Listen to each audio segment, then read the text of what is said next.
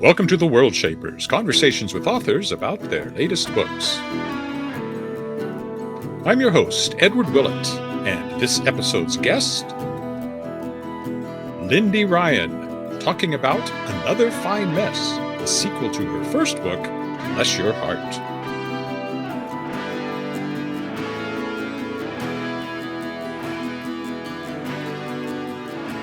Hello, and welcome to another episode of The Worldshapers, the podcast where I talk to other authors about their latest books. My name is Edward Willett. I am myself the award-winning author of more than 60 books of science fiction, fantasy, and nonfiction for readers of all ages. My most recent book was The Tangled Stars, which came out from Daw Books a couple of years ago now. It's a far future outer space science fiction adventure that features an AI-uplifted talking cat who becomes a starship captain. That's my short pitch for that one.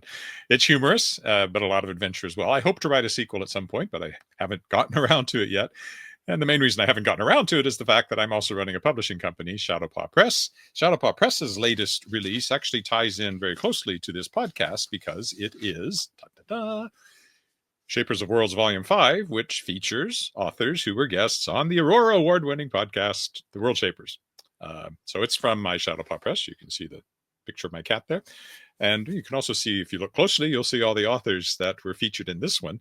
And over the course of the 5 anthologies, this will be the last one in the series, over 100 short stories by that many authors have appeared in that anthology. And all of those authors were guests on the podcast during its first 5 years. And they were all science fiction fantasy authors at that point. I now interview other authors, as you will have noted if you've been watching this or listening to this regularly. Also coming out from Shadowpaw Press this summer, in a couple of months now, several things. Well, first of all, the first thing that will come up is a nonfiction book. It's called Cupboard Love, a Dictionary of Culinary Curiosities. I just finished editing that. Should be out in May, although it might be June. I'm not sure if I'm going to make the May deadline or not. In June, there's a new book by me, middle grade fantasy, modern day fantasy called Fireboy. Also, then this summer, there is a science fiction novel called Gods of a New World, which ties in with trillionaires and AI and how they're trying to become gods. So there might be some resonance there for some people in current events. And there's also a couple of reprints, The Night Girl, which is an urban fantasy set in Toronto, and by James Bow. And then there's a literary short fiction collection called Waiting for the Piano Tuner to Die by Heather Richards, which is coming out. And then looking ahead to the fall, we've got a new poetry collection by Glenn Sorstad, one of Canada's most popular poets. There's another literary short fiction collection by a Calgary author, Betty Jane Hegarat. And also another reprint. This will be of mine. It's under the pen name Lee Arthur Chain, but it's an epic standalone steampunk flavored fantasy called Magebane. So that's Shadowpaw Press. It's a lot, and I'm trying to cut back, and I'm down from how many books I put out last year, but still got quite a few planned for this year. Okay, well, that's enough about me and upcoming projects. Now let's turn to today's guest, Lindy Ryan, and I have her bio right here. Lindy Ryan is an award-winning author, anthologist, and short film director whose books and anthologies have received starred reviews from Publishers Weekly, Booklist, and a Library Journal. She also writes sweet seasonal romance under the pseudonym Lindy Miller. Several of her projects have been adapted for screen. Ryan is the current author in residence at Rue Morgue and a columnist at BookTrib. Declared a champion for women's voices in horror by Shelf Awareness, Ryan was named a Publishers Weekly Star Watch honoree in 2020, and in 2022 was named one of horror's most masterful anthology curators. We didn't even talk about some of the stuff that she does in the interview. She previously served on the board of directors for the Independent Book Publishers Association and currently sits on the board of directors for the Brothers Grimm Society of North America. She's an award-winning professor at Rutgers University and a guest faculty mentor in Western Connecticut State University's Creative Writing MFA program.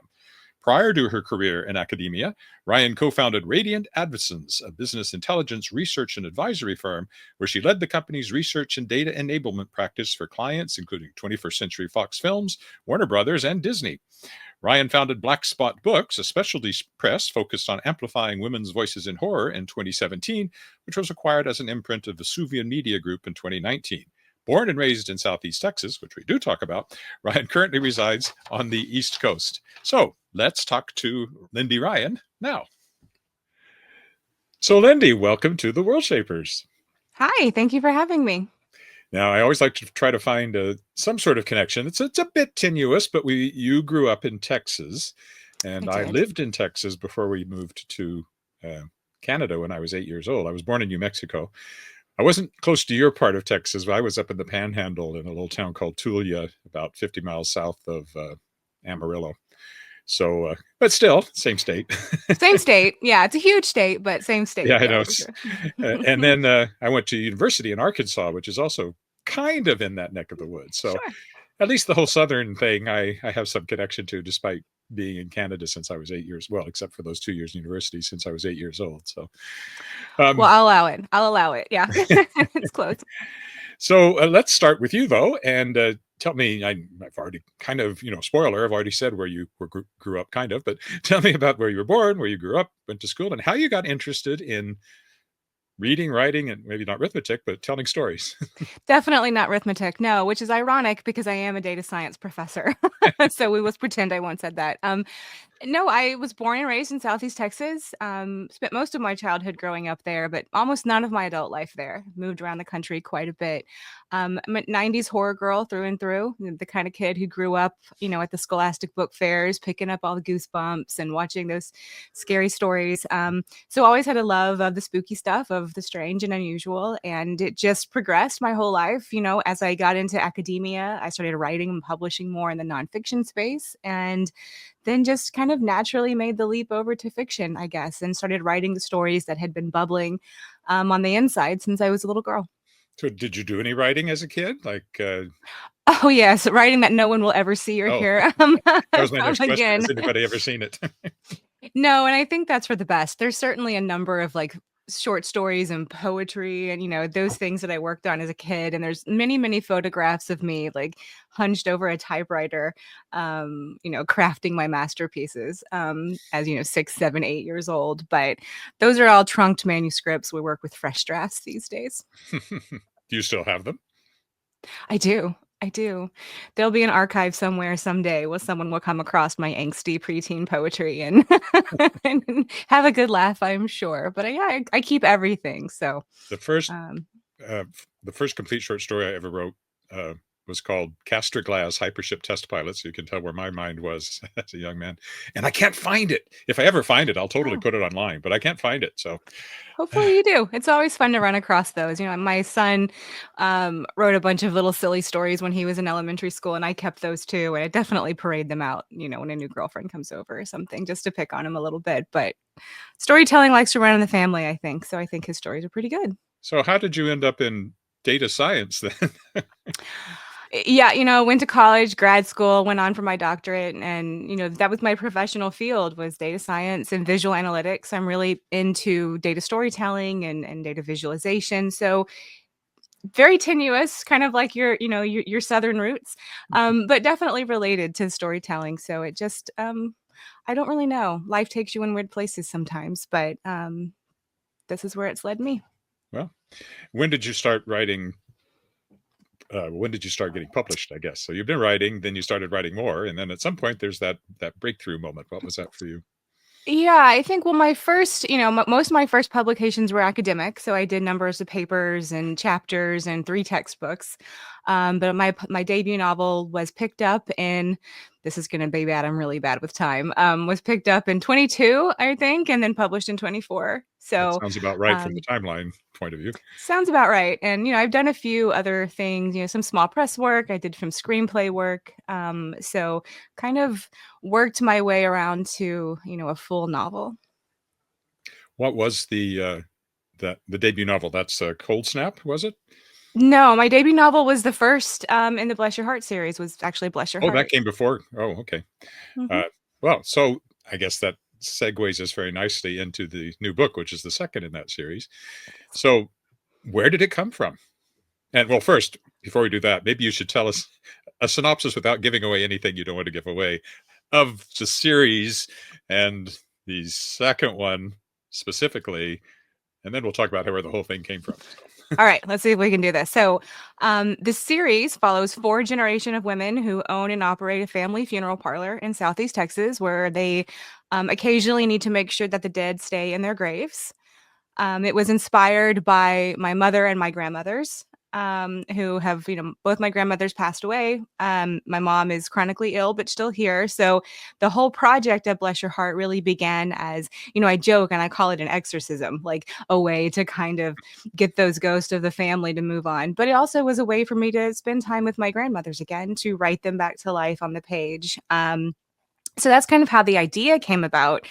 And we do not own and operate a family funeral parlor in Southeast Texas. And my family is full of entrepreneurs and strong, sassy Southern women, but we didn't actually do any gravekeeping in my past. But that's where the stories kind of started. Bless Your Heart, picked up with all four of those ladies and started moving through to what we call the Godawful Mess. That these women have to go through to keep their secret, preserve their legacy, and keep their town safe. The sequel, Another Fine Mess, picks up exactly 4 weeks after the events of the climax of Bless Your Heart, kind of in the aftermath and the consequences of the first book's events, and keeps going both into the future as well as into the past, kind of understanding where these women come from, where this legacy comes from, where this problem comes from, why the dead are rising in this small town, and where, this series is progressing to answer some of those questions and look at the consequences and repercussions of century-old secrets in Southeast Texas. So is the town in question a fictionalized version of the town you grew up in? Yes, it very much is. The town I grew up in has a lot of incredible history. I mean, I'm from an oil boom town. Right on the border between Texas and Louisiana. So a lot of really interesting, really scandalous, really fascinating real history, local folklore, all that good stuff. And so it's made for a very ripe, fertile ground to build a fictional world on top of, for sure. This doesn't really tie into your book, but I wrote a biography of Janis Joplin at one point, and that's where she was from. Janis Joplin is, we're hometowns girls together, Janis and I. Just a few decades apart, but definitely I'm a huge Janis Joplin fan for sure. What drew you into you're looking to write the novel, but what has been the appeal all along, and what draws you to write horror as opposed to something else? Well, I started off writing romance, writing some screenplay work into the, TV movie romance world. But I've just always been a horror girl. I mean, I think the very first book I ever read was, a V.C. Andrews' Flowers in the Attic, which, is pretty horrifying, if not horror, snaking them off my grandmother's bookshelves. And then I moved on to snaking things off my mom's bookshelf. So I grew up on King and Rice and Poe and Kuntz. And I grew up in kind of that type of literature and just fell in love with it. And then the 90s were a heyday for kids like me with Goosebumps and Are You Afraid of the Dark and Scary Stories to Tell in the Dark. So it just became, very informative of my entire personality, I think. Were you a bit of a goth kid?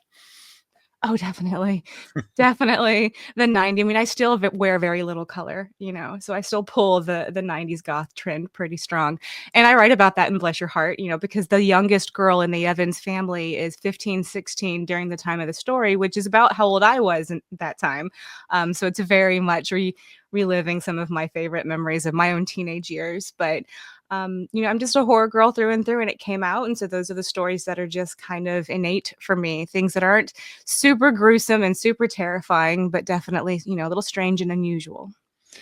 There's a big step between having an idea for a novel and writing the novel. What was your preparatory process like? And it was your first novel. Did you do a lot of outlining or pre-planning, or what was that process like? No, I did none of that. I did none of the things that they tell you to do as a novelist my first time around. And it took me about a year to write Bless Your Heart. I wrote about half of it. I stopped for several months and sat on it, and then I completed the second half. And really, it was, it just kind of took on a life of its own. It began as a short story. That short story became the prologue. Everything else just kind of fell into place. And, I started writing the book about 5 years probably after my grandmother passed away. And so it was just the time felt right to grieve in a public way, and to share some of that and, the good and the bad. And it just felt, the world was pretty quiet in 2020. So lots of time to sit at home and write. And that's what I did. So what was your actual writing process? I mean, you have presumably a busy life as a professor and teaching and all of that sort of thing. How do you find time to write, and where do you like to write? Are you a coffee shop writer, or have to sit in your office and write? I am a cannot be held back by routine type of writer. So I definitely write in coffee shops. I write in my home office, my kitchen table. Sitting alone in the dark on my bed was where I wrote most of Bless Your Heart. It was a little strange. I tend to write more at night than I do during the day. I am not an early bird. I am very definitely a night owl. So Seems um, appropriate. yeah, I mean, it tracks, right? Part of the territory. So um, yeah, I mean, my typical writing schedule is, I outline and brainstorm and edit during the day, and then at night when the world is quiet, I sit down and pour the words out. So that hasn't really changed. Once you had a draft, what and what does, I mean, you're several books in now, what does your sort of revision process look like? What do you do when it's time to rewrite and polish it up for submission? I edit as I write, so I always start the day's writing by rereading what I wrote the day before, and which always comes with a little bit of tinkering. Mhm. I don't think I can ever. I mean, if I picked up the manuscript for Bless Your Heart today, I would still tinker, right? It's a problem. I always find Yeah. that you really find those things when you're doing a public reading and you'll read a Oh paragraph, yeah. you think, oh, I wish I'd changed that when I had a chance. It's so true, and, the narrator who's done both Bless Your Heart and Another Fine Mess is absolutely incredible. She's completely brilliant, but there's times I'm listening to her and I'm like, "Oh, I wish I would have picked a different word." So there's also the experience of listening to your writing versus reading out loud versus reading on the page, but, um, what that's part of the process. So I always start by rereading, get back in the story, back in the headspace. I tend to write multi POV work, so that's kind of nice. That provide little natural breaks for me to Mhm. move from one character to another to kind of get back into what's happening in their head, in their life, in their moment.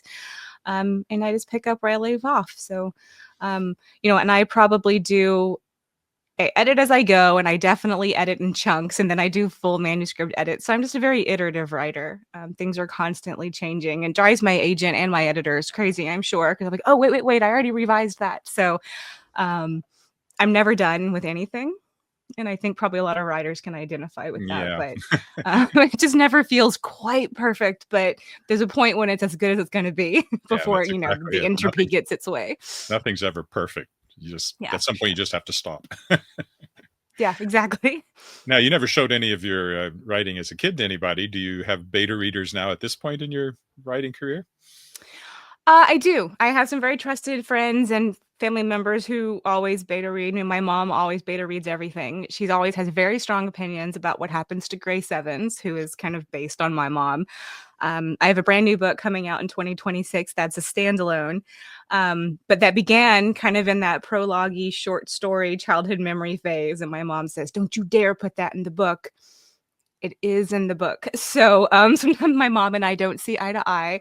But, I have some really trusted beta readers and people whose opinion and feedback I definitely, cherish. So, I it's once read that one of the key moments in a professional writer is when you stop writing as if your mother is looking over your shoulder. So that really applies to you. So yeah, yeah. We, she said in Bless Your Heart, there's a character in Bless Your Heart that has this unrequited love for my mother's inspirational character, and she says, "Don't you dare! I don't want a romance arc for my character." And I was like, "Don't worry." I did something else that I won't spoil, but wasn't quite the solution I think my mom had hoped for. But overall, happy. now, so I had the order wrong. Bless Your Heart came out first. Was your first novel. Yes. And clearly, well, first of all, what was the submission and finding a publisher process for you? You end up with St. Martin's, is it? Yes. So St. Martin's and Minotaur Books, the imprint of St. Martin's, is my publisher for the Bless Your Heart series. My agent pitched it and we had lots of interest, which was really fantastic and wonderful as a debut author to have, a lot of folks who like your work. But St. Martin's was always kind of a dream publisher for me. I always loved, St. Martin's books that came out of that press. You kind of pay attention to those things, or at least I did as a goofy kid who always looked at the copyright page. Um, so they felt like the right home, and they have been fantastic, and they're a wonderful champion for the Evans women and for my new novel coming in 2026 too. So they've been a great home. What was you mentioned it a little bit, but what once you had submitted the book, then there's the editing process. What sorts of things did the editors or editors, I don't know if you had more than one, come back to with you? And is it wannabe writers? And I've done a lot of teaching and mentoring and all that kind of thing. Some of them are very upset by the idea of being edited. How do you find the process? Emotional. I think it's an emotional process to be edited, because as a writer, when you turn in your submission draft, that's your perfect, you think it's perfect, and there's always feedback. And so learning to take those feedback and those criticisms and, take action on them, whether you're going to incorporate them or not. But being receptive to feedback is, I think, a learning process.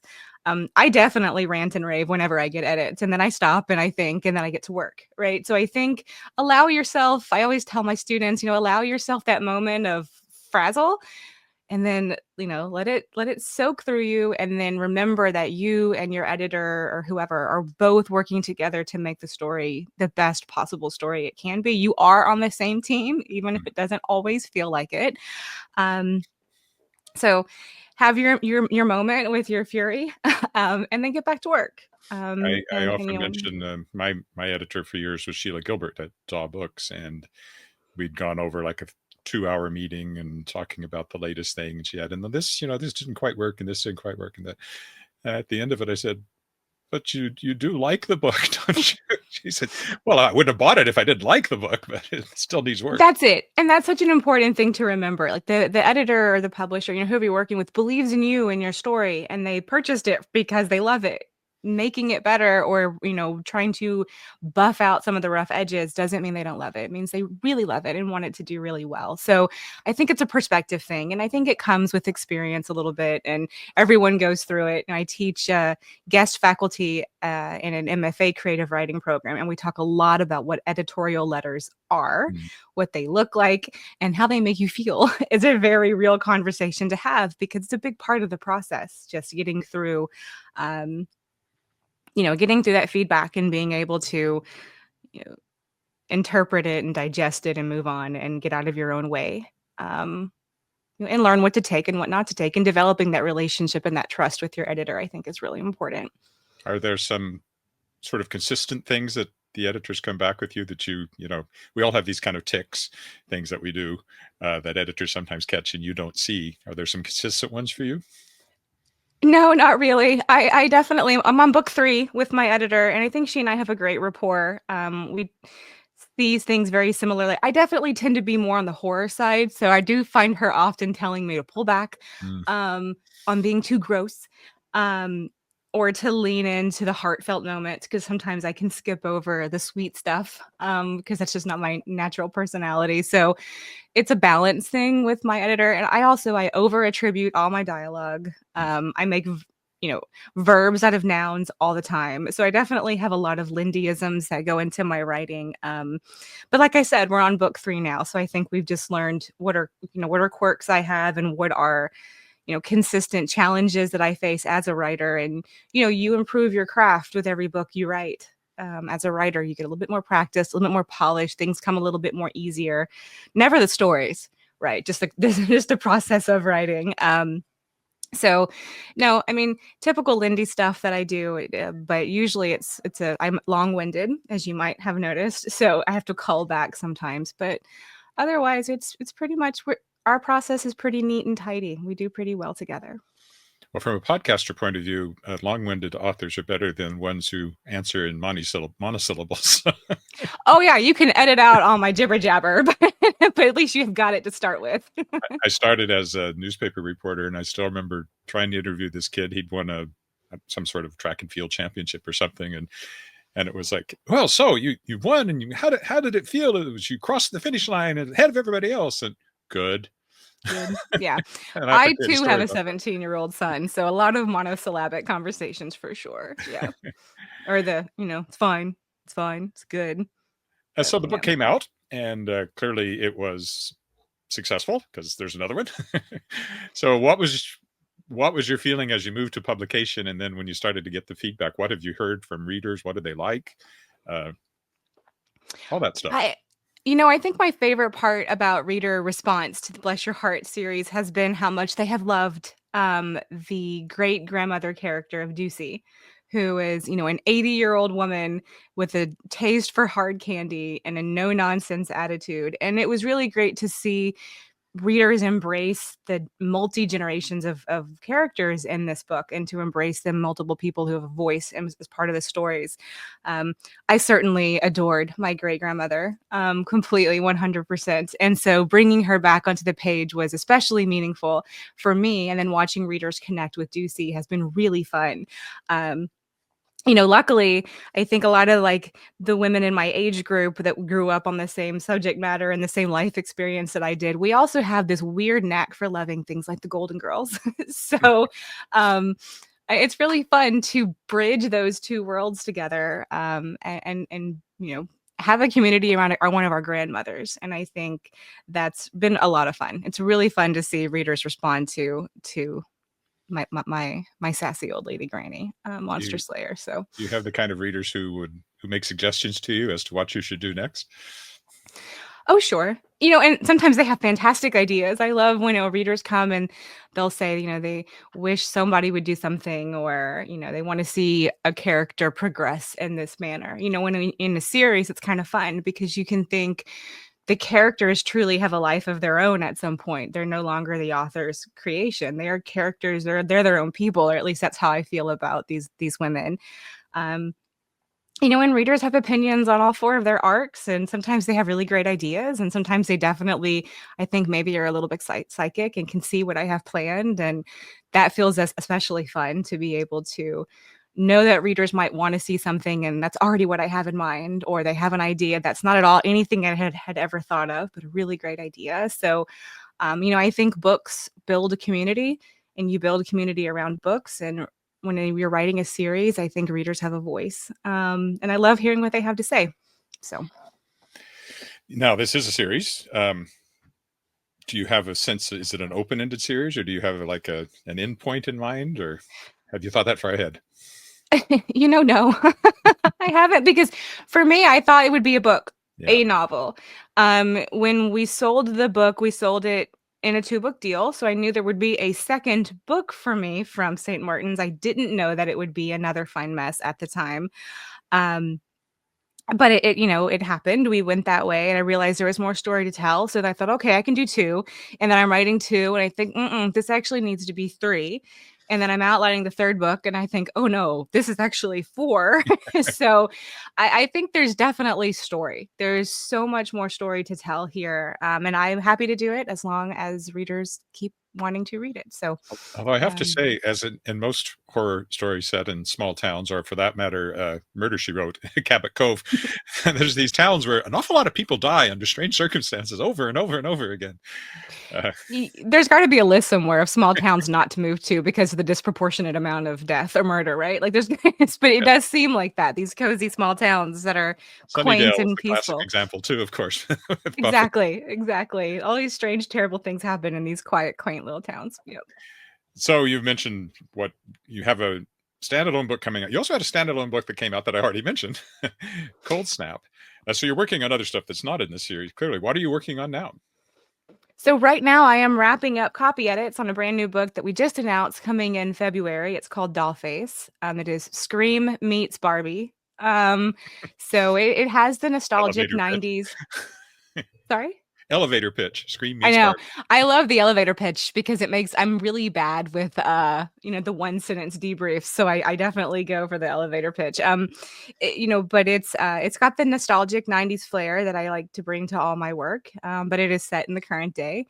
About a horror author who moves to a quaint little suburb in New Jersey and finds herself as the final girl in her own slasher story. So that one was a lot of fun, and very much inspired by the 4 years I too lived in this kind of uppity New Jersey area and was strong-armed onto the PTA board on like day 2 of having moved in. So it was terrifying as personal, but it became a really great story. And again, about some really, inspired by some really important women in my life. Do you find that you lived, as you said, quite a few places around the country, but is that Southern Texas thing always there inside you? I can't escape it. It's definitely part of my bones. You don't have the accent. I do not have the accent. I mean, I left home for college, and did live back in Texas briefly for about 4 years when my son was very small. I wanted him to have the grandparents I had, or that experience with grandparents. But other than that, I've left Texas after high school, and I really haven't been back. So I've lived on the West Coast. I've lived in Alaska. I've lived in the Northeast. Currently on the East Coast still. So, but Texas is home, right? It's a part of the blood, definitely part of the roots, and it just comes out. I love community and character driven stories. So when I think about places that have a strong hold on me, it tends to be home, even though home is thousands of miles and many years away. Can you do the accent if called upon? The accent comes out when I'm especially tired or a little bit upset. The twang will return, but otherwise, I don't really think I can do. I definitely can do an exaggerated accent, like I can do the stereotypical accent, but the real twang, it's actually kind of hard for me to do it. So will have to get me tired or angry, and it'll come out. But I have an accent in the back of my head that I use sometimes, but I don't know how accurate it is to where I came from in Texas. There you go. That's pretty close. I had an accent when I came up here, obviously, and got teased for it quite a lot in Saskatchewan at age 8 in 1967. But it did go away, and eventually people couldn't tell where I was from. Well, you got to get the Canadian A. Yeah, and I never turned very Canadian on either. So, but Saskatchewan, it's in the middle. It's more Western than anything else. So, well, so the book came out. It's just come out, I guess, as we're recording this, April 15th, I think, was it? Something yes, like Another Fine Mess just dropped this past, a couple days ago on the 15th. Mm-hmm. And you mentioned the audiobook. So there's an audiobook of this one as well. There is. And yes, there is. What should we just? I'm always curious about this. You mentioned listening to the audiobook, but what is your reaction listening to audio? I've had audiobooks made and I've never listened to them all the way through, except for ones that I commissioned myself and had to proofread. But what's your reaction to that? It's really strange. Stephanie Nemeth Parker, who does the audiobook narration both for Bless Your Heart and Another Fine Mess, is absolutely incredible. She does, unique voices for all the characters and really gets into the feel and the story and the history of it. But she does not sound like my grandmother's, So when I first started listening to the audio proof tracks, I was kind of jarred by the way the women sounded. I'm like, that doesn't sound. And I thought, that's ridiculous, Lindy. Of course they don't sound like your grandmother's. And then so I got to meet the characters all over again from kind of a reader's perspective by listening to the audiobook. And I love it. And it's really great. Now I hear the characters' voices, my grandmother's voices sound a lot like Stephanie in my head. And I actually watched a home video from my childhood the other day and I was like, that's so weird. They sound so different. But it's really interesting to watch them evolve and become not just memories, but become, real characters out in the world. And my audiobook narrator, Stephanie, often sends me voice memos occasionally in character. So that's also a lot of fun. So anyway, the book is out in print and audiobook, and I presume ebook as well. And we've talked about what you're working on next. So I guess the last question is, where can people keep up with you online? Well, I am most active on Instagram at Lindy Ryan Writes. My website's the same with the .com at the end. And I also have a Substack where I post my newsletters, blogs, what I'm reading, general horror industry chit chat. So see you on Instagram or Substack or on my website. All right. And I'll have links to those on the webpage for this interview on the worldshapers.com when it goes up. So I think that wraps it up. So thanks so much, Lindy, for being on, being a guest on the Worldshapers. I really enjoyed the chat. I hope you did too. Absolutely. Thank you so much for having me. It's been a pleasure. Well, that was a fun conversation, and I hope that you enjoyed it as much as I did, and hopefully Lindy did as well. That brings us to the end of this episode of The Worldshapers. Just the usual housekeeping notes at the end. You can find The Worldshapers at theworldshapers.com. You can find it on X/Twitter at The Worldshapers and on Facebook at The Worldshapers. You can find me, Edward Willett, at edwardwillett.com. Where is it? There it is, edwardwillett.com. You can find me on X at @ewillett. You can find me on Instagram at edwardwillettauthor. You can find me on Facebook at edward.willett. I think that's most of them. Yeah. Well, there's some other social media sites too, but I can never remember those. But anyway, you can find me online if you want to go looking. And Shadowpaw Press, which I mentioned off the top. And again, I'll just mention that its latest book is Shapers of Worlds Volume 5, featuring authors who were guests of this podcast in its 5th season, all science fiction and fantasy authors. Also, this is illustrated by a very talented artist, Wendy Nordell. You can find that now. And Shadowpaw Press, you can find at shadowpawpress.com, where you can buy all the books. You can find it on X at Shadowpaw Press. You can find it on Instagram at Shadowpaw Press, and you can find it on Facebook at Shadowpaw Press. And that probably covers all the things that I need to cover as we wrap up this episode of the Worldshapers. So again, thanks for watching and or listening, and I'll be back in a couple of weeks with another interesting author talking about his or her, and no spoilers, latest books. Bye for now.